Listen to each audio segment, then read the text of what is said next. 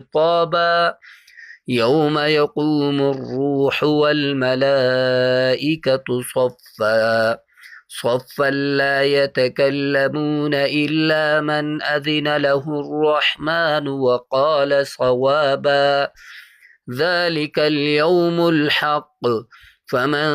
شاء اتخذ إلى ربه مآبا إنا أنذرناكم عذابا قريبا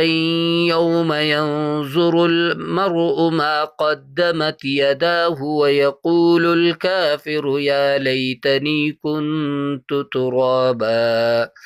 سورة النازعات مكية.